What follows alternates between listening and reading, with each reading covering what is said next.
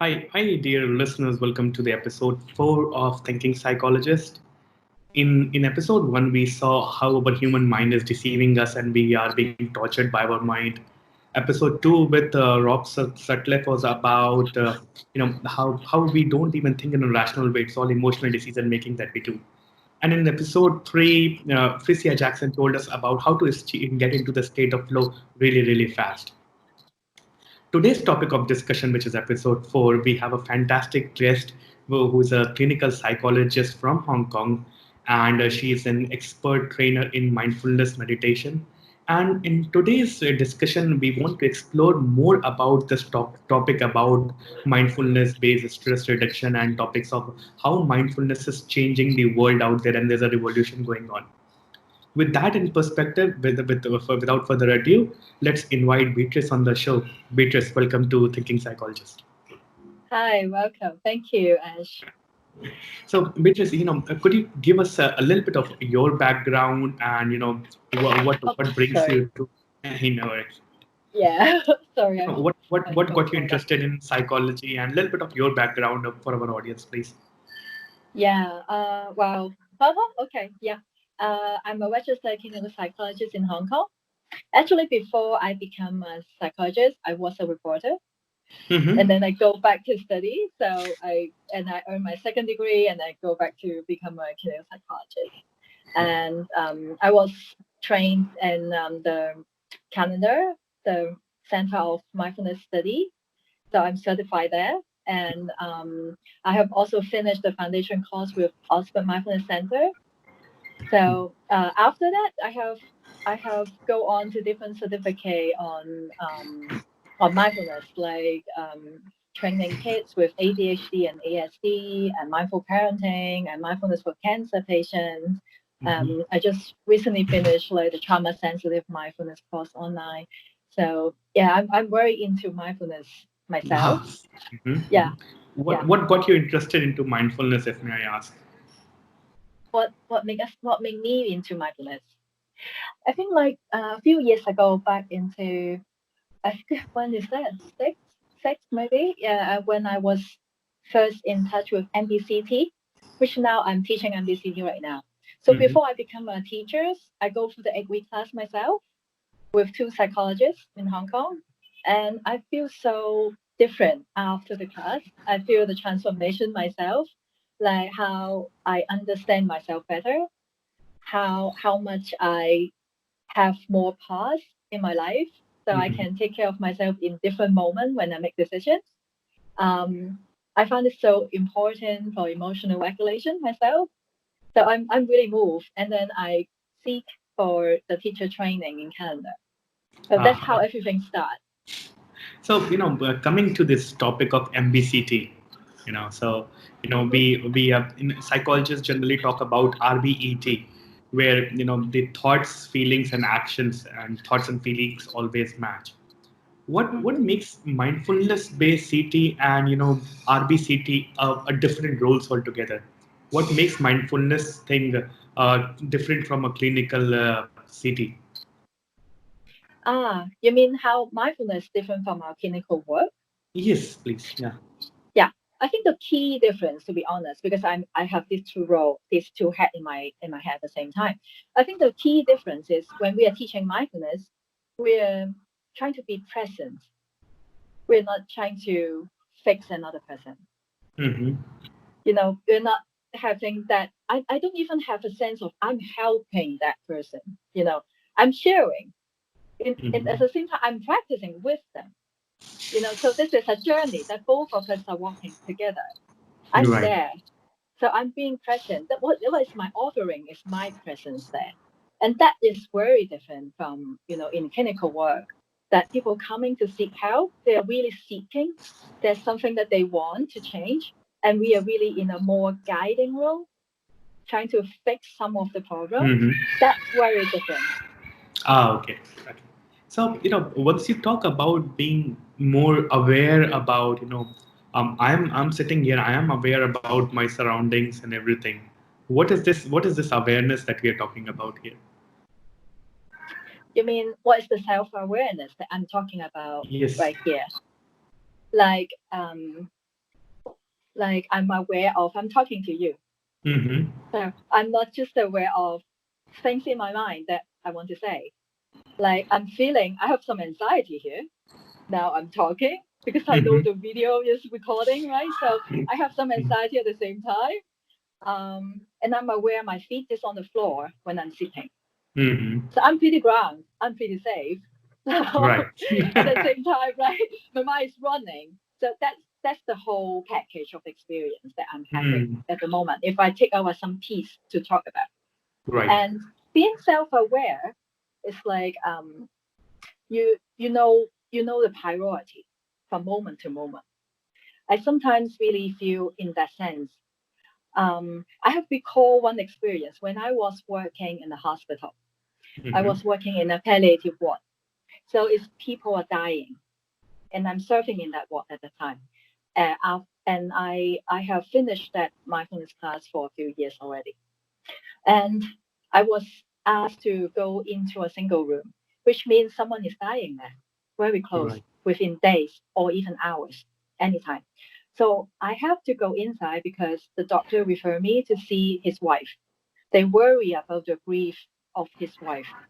So before I go in, first thing in my mind is, why you don't refer me earlier? Mm-hmm. The person is dying. I just come to know the wife and I'm going to support her for something. So it's a very intimate journey, Mm-hmm. about grieving your husband, right? And I'm just coming out of the blue in her life. Right. So first I have anxiety right there. Okay, and I go in. And then I see people surrounding the bed, very sad, but doing nothing because nothing you can do when Right. someone is Yeah. so close to dying. So he is in a coma already, the husband. So I'm trying to manage to talk to the wife a little bit. And then suddenly he passed away just in front of my eyes. And that is also the first time that I see someone die in front of me, so close. So for me, it's actually quite a shocking experience too. But at the same time, I'm not in a position to just take care of myself. I'm supposed to come to work. And that very moment, I still remember that the first thing I do is I feel my feet standing, and then I take a deep breath. And then the third moment, I'm like, okay, what I need to do right now. And the whole room is crying like crazy loud. They are speaking in their dialect because they're coming from China. So I don't know what they're talking about, but they keep talking, crying very regularly, very dramatically. I'm actually surprised because everyone knows that he's dying. So it's not a sudden death, right? Everyone knows. But he they are crying so badly that so dramatic that I am actually a bit shocked. So at that moment, I decide I take away the kids to wait outside because the kids is like, what is happening right there? It's shaking the room. So I take the kids away outside a bit, settling them, telling them this is what's happening. So doing a little psychoeducation with all my shocking inside. My feet is still on the floor, but I'm so shocked inside. I'm like, oh my God. So I'm working at the same time. And then later I can come in. I still remember the nurse come in because there's a palliative care ward. So the nurse is basically able to differentiate, like, oh, we need to certify. Just call the doctor, sign the document, because it's palliative ward already. So they're very well trained. So the nurse come in and then go out. They come in quickly, go out, tell me that, okay, I leave it to you. Because the room is so messy. No one wants to stay close to grief, Right. right? No Yes. one Yes. wants to stay close. No. No one know what to do. Yeah. And so I'm the only professional inside. And then and then later, finally I managed to talk to the wife a little bit. So she's crying and then she explained to me that this is their tradition to be so dramatic, in fact. You have to Yes. cry out loud, you you just know the news, and that is what is expected. So that's the ritual. So Yes. I'm like, okay. Mhm. Because I'm like, yeah. It's in fact, I still remember how I witnessed that guy pass away. It's like from a moment to the next moment, totally peaceful. You know, here he's breathing, next moment he's dead. Nothing else. Wow. That's it. Yeah. But the death is peaceful, but the people surrounding him Mm. wasn't. So that's a very profound experience for me. It's still like when I'm now talking about it, I can still feel that anxiety inside Goosebumps. me Yeah. will come up. Yeah, yeah. And I'm glad that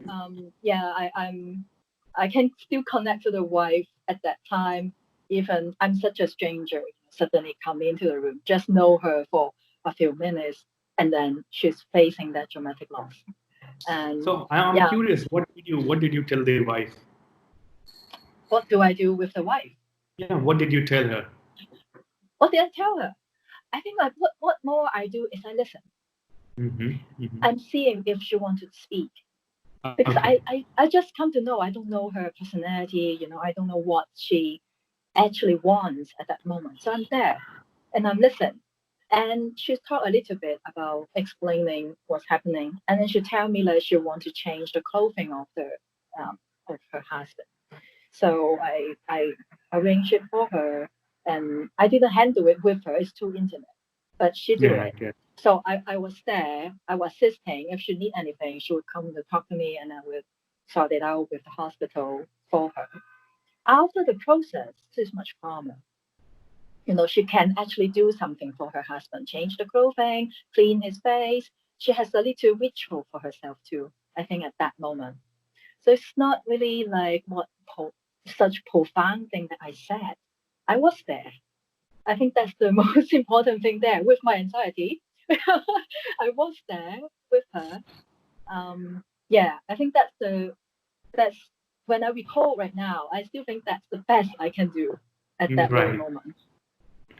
So, one thing that I get from this story is the expectation of people who surround you.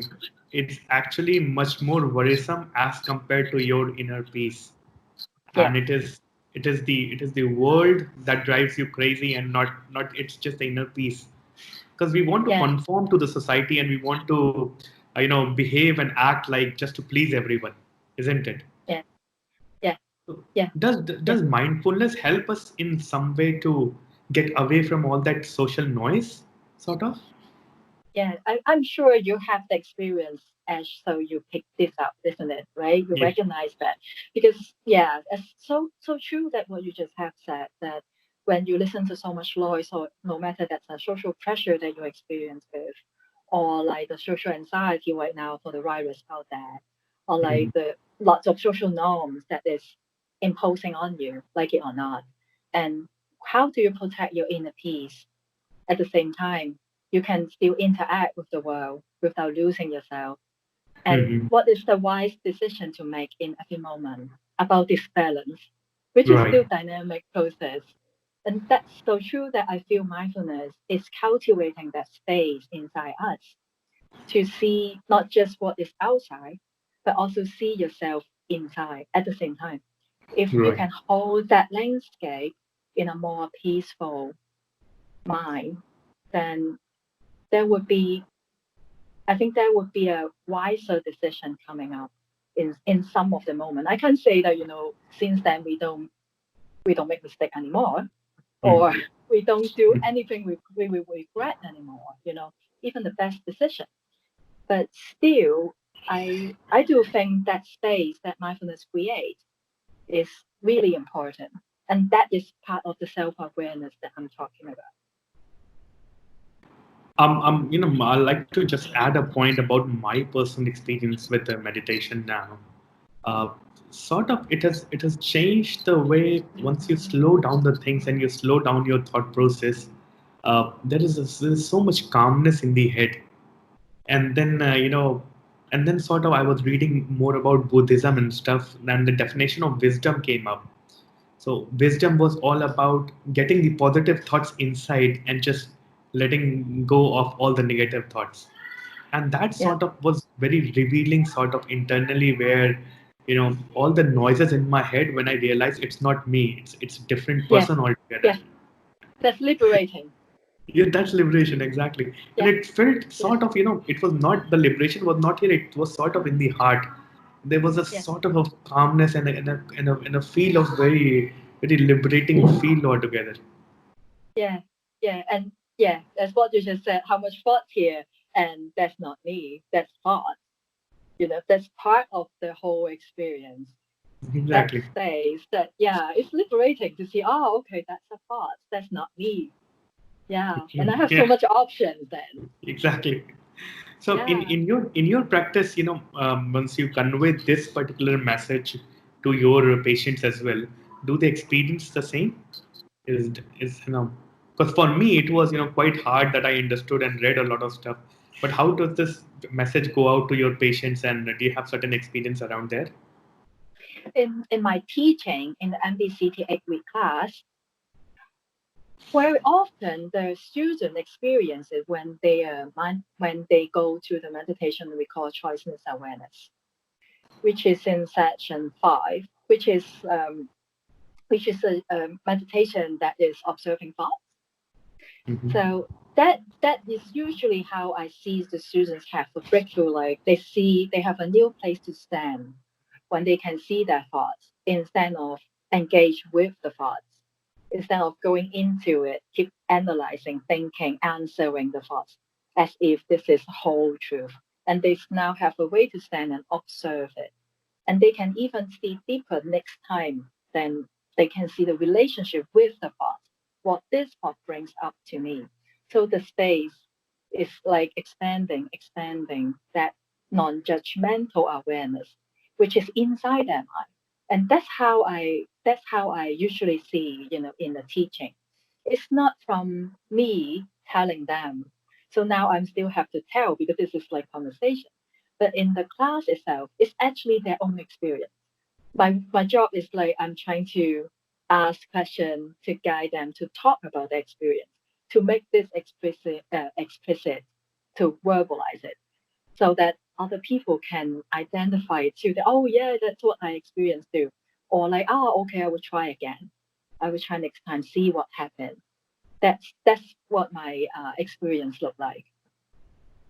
Wow, that is very much similar to what I had experienced as well. When I'm not engaging with my thought, when a particular event is happening, I'm able to when look at the event as an event and not a particular truth which has happened, because the truth is even much more bigger.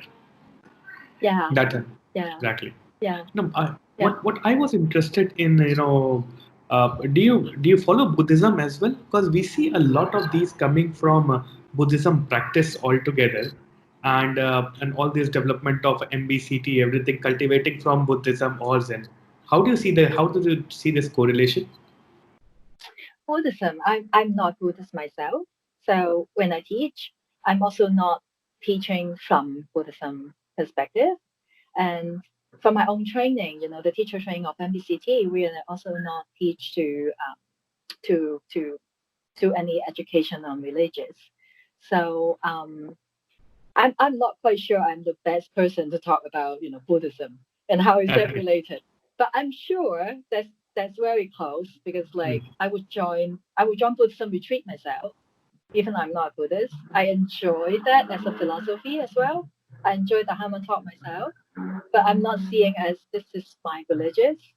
I'm more seeing it as this is like the philosophy that I enjoy. I'm unsure if this is satisfying to your question though. No, that is perfectly fine, because all the there has been a lot of hue and cry where people tend to confuse this mindfulness with Buddhism, and in reality, everything, even the modern science has developed from what were the religious practices, and then it evolved into becoming something. And I believe similarly a thing is happening with our mindfulness-based sessions as well, where it is evolving from, we see a lot of meditation coming from stoicism in Greece as well, and everything when culminating together is becoming one key modern mindfulness based CT, and which is actually helping people out. In the end, that's what is important, isn't it? Yeah, yeah. That I can agree.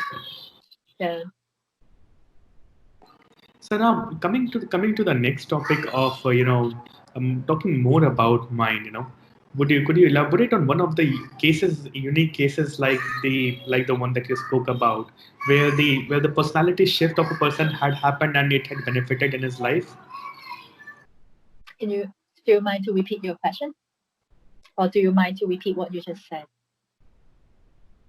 Sorry, I'm because being in my hometown, there's a lot of outside noise, so I'm muting myself again. Okay. Please Yeah, don't I mind that. got it. And there are a lot of kids here. So, Yeah. the question I wanted to ask is my listeners would like to, if my listener goes to an MBCT, what are the benefits of an MBCT, or there are certain Mm. examples that you could give Yeah, us yeah, that have changed the life of one of your patients, yeah, maybe? yeah, yeah. Well, yeah, I teach lots of MBCT class to the public and corporations and students in school, and so I think my students are quite coming from all walks of life, and I often have this kind of student. I often have with someone with sleep problem. Sometimes they are referred by psychiatrists. So they come, like one of my student is she has the higher dosage of the hypnotic that she's taking. So the psychiatrist refer her to the class, hoping she can manage her sleep without adding more drugs. And after 8 weeks, she actually reducing it. So it's definitely exceed her expectation. So that is quite common, sleep disturbance in our modern society, chronic stressful life. Um, Other examples, like I have a participant who has migraine for a long time. She's like 50 something, and I didn't know to begin with that she has migraine. She didn't tell me about that. But she joined in the class, and then like in the middle of it, I realized, oh, she can read. So I didn't even know the notes that I'm distributing to her that she actually can read it. So it's like in the middle of the class I find out. But she's really diligent. She is really into the practice every day. After the class, to come to me, she tell me that she has migraine for 30 years. Every month she has to take drugs for a few days, and that will make her vomit, and she can't go to work. But after the class, she told me that it's coming like every 2 months, and she's not taking drugs anymore because she's trying to meditate with the pain. And Great. that is really impressed. Yeah, Yeah. yeah, that really impressed me. I'm still feeling that, I admire her courage to apply mindfulness to something so challenging in her daily life, and her openness to experiment with it itself, is really helping her. And so that's one of the very experience that I have heard about. And it also made me reflect on it, like how education train us to be in our brain, right? How hard we're trying to learn to read, to analyze, to write. And for a lady who can read, and doesn't mean she can benefit from it. She practice. She has her own experience. Even she may not be the best person to verbalize her own experience in the class. And the effect is still there. There's a different way of knowing, not just intellectually, not just verbally. Your experience, how do you feel the felt sense, and your body sensations, they are all a way of knowing. It's actually quite reflective to myself, that Yes, true. yeah, Definitely, yeah, this definitely, and it's quite touching. All your expression that I see here, it's coming out really. It's very touching stories that you're telling. That I can completely guess. yeah, yeah. Thank you. Yeah, so The I can be talking nonstop about what my students tell me about. the next thing that I am personally really interested in, uh, are you also trained in MBSR? I took the class myself, but I was not trained as a teacher. Okay. Yeah. And so, you need official degrees to teach MBCT, but not MBSR, is it? Yeah, Okay. yes. So, and what's the key difference between MBSR and MBCT? To my knowledge, they are like 80% the same. Mm-hmm. So like most of the accents are the same. But MBCT is more structured because it's borrowed from MBSR by three clinical psychologists, designing with a purpose in their mind is to reduce the depression's relapse prevention. So Hmm. it's to prevent the depressed patient to relapse. So they make the class really structured, and they have cognitive exercise inside it, which is really focused on emotions, or you can say psychoeducation about depression. So they have that elements which MBSR doesn't have. But MBSR have stress reaction information there, which Hmm. MBCT doesn't cover. Most of the practice is the same. MBSR has a little bit more emphasis on loving kindness Okay. compared to MBCT. We don't practice loving kindness meditation directly, but MBSR they practice that too. So the variation is like, yeah, to my knowledge, it's like 20% of it. But the delivery is a little different. I would say the structure of MBCT is more designed around mood issues. Okay. And Yeah. if one of our listeners wanted to experience MBSR, or maybe take a training on MBSR and everything, what is the best place they should go to? You mean in Hong Kong? You mean in worldwide? No, like in an online forum maybe. Ah, you mean taking MBSR course Yes. in I'm sure you search online it's easy, like the School of Massachusetts, Mm-hmm. like Oxford Mindfulness Center, like the University of Bangor, and like the Brown University in the US, like Canada, the Center for Mindfulness Studies. They are institutions that I know that I'm sure they have online course right now because of the virus condition. Right. So Yes. yeah, I'm sure they can easily find it. True. In Hong Kong is a different story though. Yeah. Yeah, yeah. So, if coming to this is gonna be a really, you might, call it a funny question, but imagine a scenario in which everyone in the whole world becomes mindful of their actions. You know, Mm. how do you think that world would look like? Well, I really don't know. Yeah, I really don't know. To be honest, I really don't know. But you remind me this question remind me about John Kabat-Zinn has actually extended the definition of mindfulness after after many years.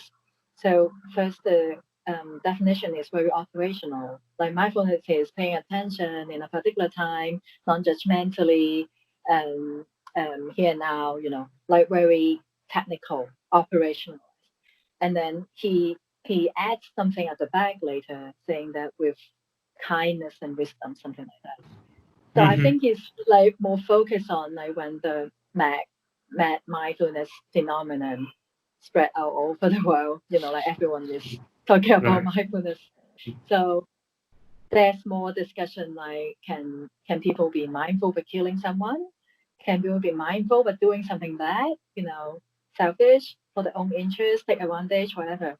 So he's putting that sign of mindfulness, with the ideas that it's about bringing kindness and wisdom to your life Mm. as part of the definition. I think Right. that really speaks, how he orient mindfulness to the general public, and it could be misused in many ways too, right? So, Yeah. so yeah, I don't know. I don't know what will happen, if everyone is mindful, and how is that going to be? Yeah. So, very likely. Who's this gentleman that you just quoted? Who's Can put you this say it again? perspective? Who is this gentleman that you just spoke about? He has put kindness and virtue in mindfulness. Who is this guy? It's John Kabat-Zinn is the father of Ah, John mindfulness. Kabat-Zinn. Okay, yeah, Yes, I know yeah, him. yeah. He started I'm sure. every course and everyone that I'm interacting with. His name is coming up front. He Yeah, started the father of modern, mindfulness-based psychology and stuff that he started. yeah, Fantastic. yeah. And anything else? Any kind, wise words that you would like our audience to take away, like a takeaway thought for them to carry at the end of this episode, and they can implement in their daily life. Uh, Just as a thought. yeah. Thanks for that. I can't say these are wise words that I'm giving. Probably it's like something. It's like a gift I received from someone in my mindfulness journey, and now I'm handing it over to you. For me, it's I think I hope the listeners or the audience, whatever you're already practicing mindfulness or not, give it a try. If you're not, give it, go online, search it. Lots of actually free resources available, apps available. If you're English speaker, lots of it. Just go for it and try it out, and have a very open mind to see what comes up to you, what your experience look like to you, and trying to be as curious as possible to see your experience.